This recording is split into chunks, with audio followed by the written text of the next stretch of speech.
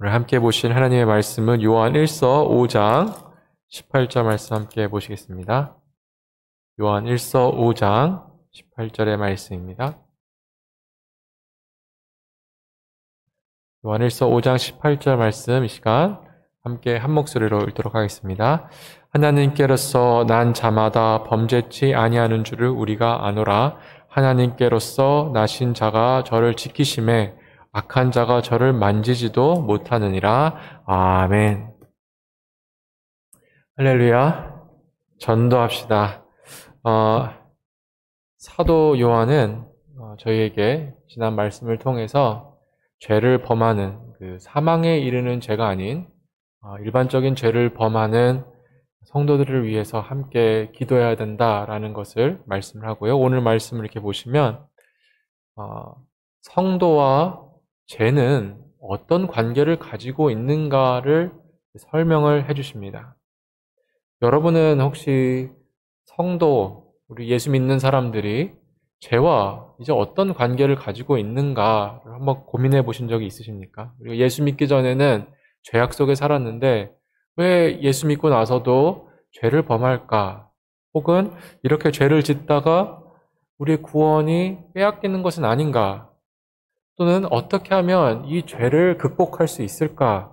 이런 죄에 대해서, 성도와 죄의 관계에 대해서 한번 고민해 보신 적이 있으십니까? 아마도 여러분들 많이 그런 것들을 생각해 보셨을 것입니다. 그런 의미에서 오늘 본문은 저에게 큰 도움을 주는 말씀이라고 생각하는데요. 사도 요한은 오늘 말씀을 통해서 클리어하게 우리가 어떤 죄와의 관계를 가지고 있는지를 설명을 하고 계십니다. 그래서 첫 번째 오늘 말씀 보시면 첫 줄을 보시면 이렇게 시작을 합니다. 하나님께로서 난 자마다 범죄치 아니하는 줄을 우리가 아노라. 하나님께로서 난 자마다 범죄치 아니하는 줄을 우리가 아노라. 이렇게 말씀을 시작하시는데요. 이 말씀은 해석하기 어렵지 않은 말씀인 것 같지만 오해하기 또한 쉬운 말씀이라고 생각합니다. 이 말씀을 잘못 오해하면 예수 믿는 사람들은 죄를 절대로 범하지 않는 사람들이구나 라고 오해를 할 수가 있습니다. 여러분 어떻게 생각하십니까? 예수님을 믿으면 절대로 더 이상 죄를 짓지 않는 것이 사실일까요? 어떤 그리스도인들은, 어떤 교파에서는 예수 믿으면 다시는 죄를 짓지 않는다고 가르치는 그런 교파도 있습니다. 예를 들어서 어떤 계통의 감리교나 또 오순절 쪽 교단 쪽에서는 성령 세례, 제2차 세례를 받으면, 성령 세례를 받으면 완전히 죄를 박멸케 되기 때문에 더 이상 죄를 짓지 않는다 이렇게 가르칩니다. 1850년대 중반부터 굉장히 유행했던 그러한 교리입니다. 그러니까 저희가 믿는 것은 천국 가는 그날까지 완벽해질 수는 없지만 성화 과정을 겪게 된다라고 저희는 믿습니다. 그런데 어떤 교단에서는 아니다, 이 땅에서도 우리가 완벽하게 성화될 수 있다, 완벽하게 죄를 짓지 않는 사람들이 될 수 있다라고 가르칩니다. 근데 제가 생각할 때 또 저희가 믿는 개혁 교단에서 생각할 때 그것은 말씀을 오해한 것이라고 생각합니다. 여러 가지 이유를 댈 수가 있겠지만 오늘 말씀의 문맥을 먼저 이렇게 좀 생각을 해보면요. 여러분 아시는 것 같이 지난 월요일 말씀에서 사도 요한이 저희에게 16절, 17절 말씀을 통해서 죄를 범하는 형제들을 위해서 기도해 주라 라고 말씀을 하셨습니다. 그렇게 생각해 봤을 때 성도도 죄를 짓는 것이 사실이라는 것을 저희가 알 수가 있습니다. 뿐만 아니라 요한 1서에서 벌써 사도 요한이 몇 번이고 우리가 죄를 범했을 때 하나님께서 우리를 용서해 주신다, 우리가 회개하면 된다라는 것을 가르쳤습니다. 그러니까 이런 큰 문맥으로 봤을 때 성도도 죄를 질 수 있다는 것을 알 수가 있습니다. 그런데 더 확실한 사실은 오늘 16절 말씀에 번역에 약간 오해 문제가 있다고 생각을 하는데요. 오늘 한글 성경은 하나님께로서부터 난 자마다 범죄치 아니하는 줄 아노라라고 이렇게 번역이 되어 있는데 여러분들 영어 성경을 한번 보시면 뭐라고 써 있냐면요. 하나님께로부터 온 자마다 does not continue to sin이라고 되어 있습니다. does not keep on sinning. 그러니까 다시 말해서 계속적으로 죄를 지을 수 없다라고 기록되어 있습니다. 그러니까 이 말씀은 예수 믿는 사람이도 죄를 범할 수 있지만 예수 믿는 사람은 절대로 계속 똑같은 죄를 지으면서 살아갈 수 없다라는 것을 해석을 할 수가 있는 것입니다. 그러니까 저희가 잘 이해를 해야겠죠? 이 말씀은 예수 믿으면 죄가 완전히 다 박멸된다라는 말씀이 아니라 똑같은 죄를 계속적으로 지을 수가 없다라는 말씀입니다. 예수 믿어도 죄의 유혹에 넘어질 수 있습니다. 실수할 수 있습니다. 하지만 예수 믿는 사람들은 구원받고 성령을 받은 사람들이기 때문에 사도 요한의 표현을 빌리자면 거듭난 사람들이기 때문에 다시 태어난 사람들이기 때문에 죄를 범하면 마음이 불편합니다. 예전에는 아무런 상관없이 지었던 죄도 예수 믿고 나면 죄책감이 옵니다. 그리고 죄를 지으면 마음이 괴롭습니다. 옛 습성들이 싫어집니다. 그래서 나중에는 성화 과정을 통해서 이 죄를 이기게 되는 것입니다. 사도 바울은 여러분 아마 사도 요한이 죄에 대해서 가르치는 것보다 사도 바울이 죄에 대해서 가르치는 것이 저희는 더 익숙한데요. 로마서 말씀이나 이런 말씀을 보면 사도 요한은 우리가 이제 율법 아래 있지 아니하고 생명의 성령의 법 아래 있다라고 이렇게 설명을 하는데 이것은 바울적인 표현이고 바울 신학이죠. 사도 요한은 근데 하나님께로서부터 온 자들, 하나님께로부터 거듭난 자들은 죄를 범할 수 없다라는 식으로 이제 표현을 합니다. 그래서 예수 믿는 사람들은 실수할 수 있지만 넘어질 수 있지만 성령님이 그 안에 거하시고 새로운 사람들이 되었기 때문에 계속적으로 죄를 지을 수 없다라고 먼저 저에게 가르치십니다. 은혜가 되는 말씀인데요. 사도 요한은 이것을 이어서 조금 더 다른 방법으로 저에게 설명을 하십니다. 18절을 다시 한번 읽도록 하겠습니다. 좀 중간 부분에 제가 초점을 맞췄으면 좋겠는데요. 18절 처음 보시면 하나님께로서 난 자마다 범죄치 아니하는 줄을 우리가 아노라 하나님께로서 나신 자가 저를 지키심에 이렇게 기록되어 있습니다. 하나님께로서 나신 자, 여기서 말씀하는 분은 바로 여러분 잘 아시는 것 같이 예수 그리스도를 말씀하고 계시는 겁니다. 그러니까 다시 말해서 우리가 계속 죄를 짓지 못하도록 우리가 실수하고 넘어지지만 계속 죄를 짓지 못하도록 하나님께로서부터 나신 하나님의 아들 예수 그리스도께서 우리를 지키시고 보호하신다라는 말씀입니다. 오늘 본문의 말씀을 묵상하면서 이것이 얼마나 큰 은혜로 와닿는지 모릅니다. 우리가 죄의 유혹과 싸울 때 우리 혼자 싸우는 것 같지만 나는 죄에 쉽게 넘어질까? 나는 이 죄를 왜 못 이길까? 이런 괴로움 속에 우리가 잠시 머물긴 하지만 우리 혼자 싸우는 것이 아니라 하나님의 아들께서 우리를 보호하고 계신다는 것을 우리가 기억해야 합니다. 또 그 은혜를 우리가 누릴 수 있어야 합니다. 우리가 더 큰 죄에 빠질 수도 있고 옛날로 돌아갈 수도 있는데 그렇게 되지 않도록 하나님의 아들께서 우리를 지켜 보호하신다. 흔들리지 않는 반석과 같이 우리를 보호하신다. 산성과 같이 우리를 보호하신다라는 말씀입니다. 이런 예는 성경에서 몇 번 저희가 보게 되어지는데요. 예수님께서 제자들을 보호하시는 그런 모습들이 나오는데 여러분 잘 아시는 누가복음에 보시면 예수님께서 잡히시기 전날 밤에 제자들하고 얘기하시면서 이런 말씀을 하십니다. 누가복음 22장에 나오는 말씀인데요. 베드로를 보시면서 시몬아 시몬아 보라 사단이 밀가 부르듯 하려고 너희를 청구하였으나 그러나 내가 너를 위하여 내 믿음이 떨어지지 않기를 기도하였노니 너는 돌이킨 후에 내 형제를 굳게 하라. 아멘. 예수님께서 베드로를 위해서 기도하셨다고 합니다. 사단이 너를 넘어뜨리라고 계획하고 있지만 내가 너를 위해서 기도했다. 그래서 혹시라도 너희가 실수하고 넘어지면 다시 돌이켜라. 라고 예수님께서 위로하시며 내가 너를 지킨다고 하시는 그 말씀을 저희는 보게 되어집니다. 아까 말씀드린 것 같이 더 우리가 큰 죄에 빠질 수도 있고 옛날로 돌아갈 수도 있지만 그렇게 안 되는 이유가 예수 그리스도께서 우리를 지키시기 때문입니다.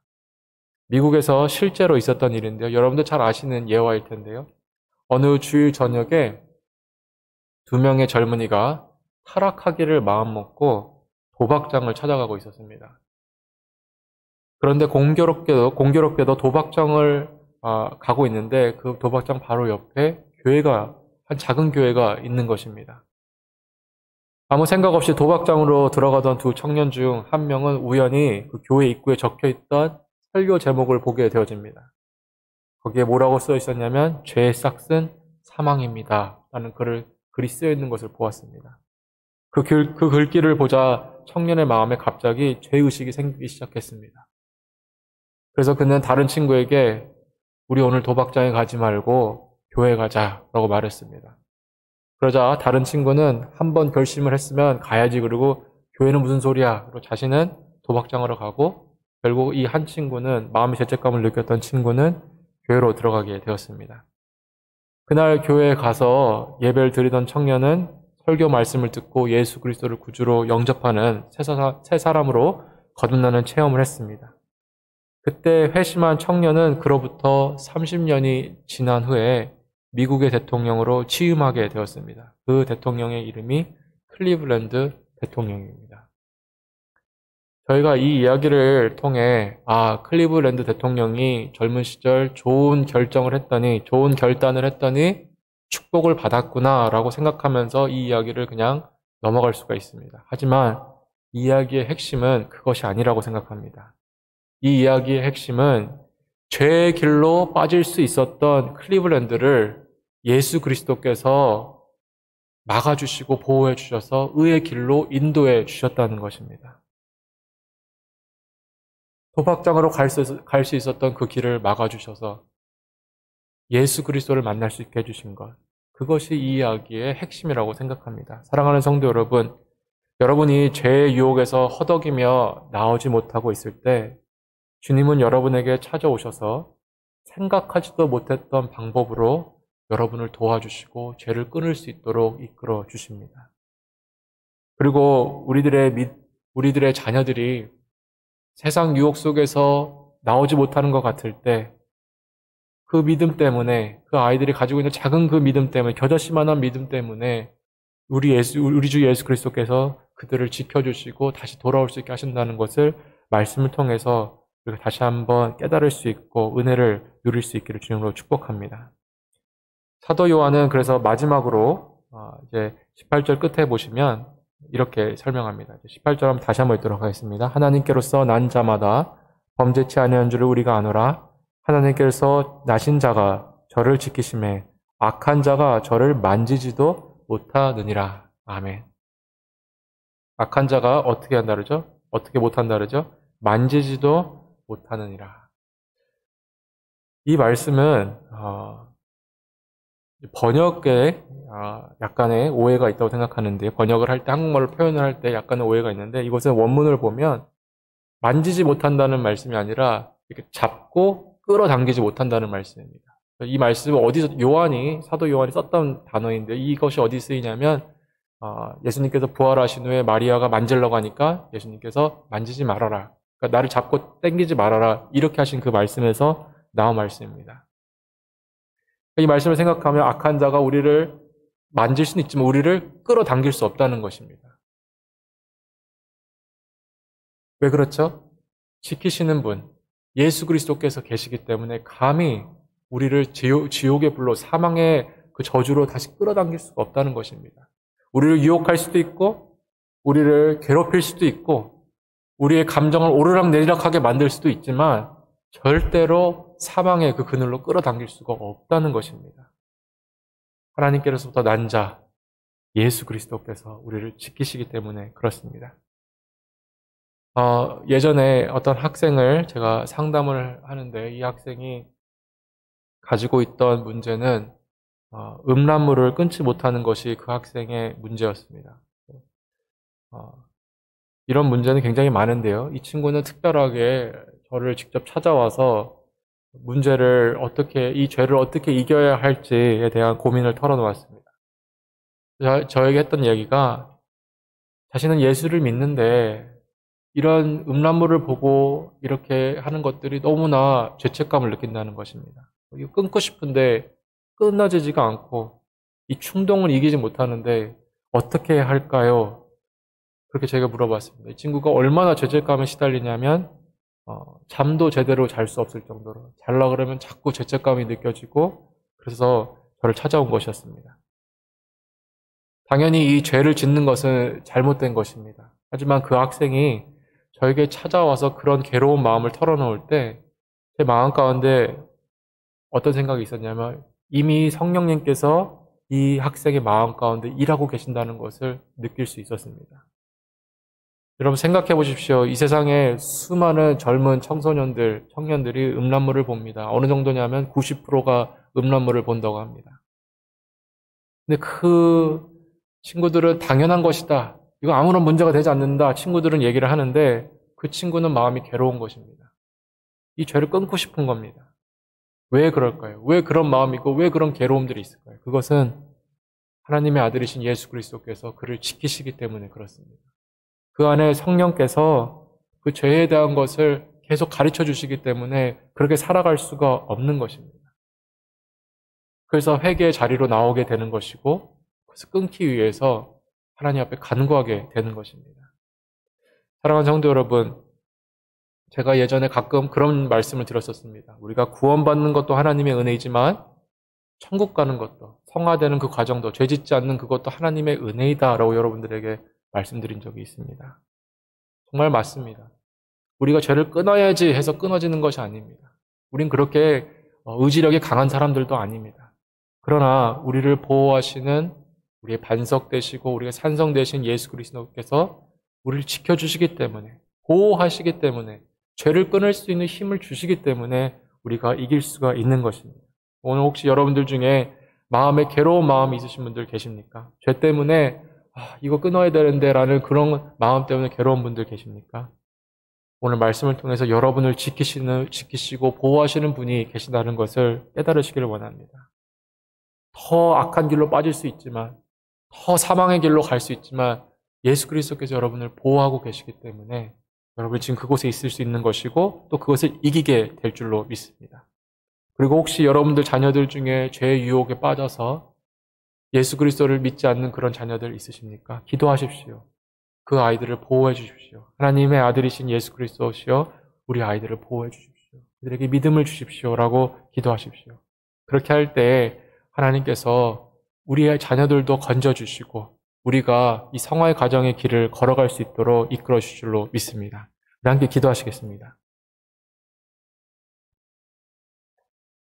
하나님 감사합니다. 오늘 귀한 말씀 저에게 허락하여 주셔서 이 죄와의 싸움 속에서 우리가 홀로 싸우는 것이 아니라 우리를 보호하시는 보호자 되신 예수 그리스도께서 함께 싸워주신다는 것을 알게 해주시니 너무나 감사합니다. 오늘 이 시간도 베드로를 위해서 기도해 주셨던 것처럼 우리를 위해서 하늘에서 중보하시는 우리 주님이 계시기 때문에 위로를 저희가 얻습니다. 또한 이 선한 싸움을 싸울 수가 있습니다.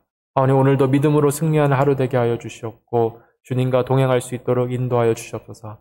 이 코로나 시기를 보내면서 저희 믿음이 연약해질 수도 있고 더 많은 유혹에 노출될 수 있지만 우리 주님께서 보호하고 계심을 믿사오니 주님만 붙들게 하여 주시옵고 혹시라도 저희가 죄 가운데 빠져 있다면 하나님 오늘도 예수 그리스도를 의지하게 하여 주시옵고 죄 가운데 빠져 있는 형제들을 안다면 그들을 위해서 함께 기도해 줄 수 있는 귀한 거룩한 동산교회 될 수 있도록 주님 인도하여 주시옵소서.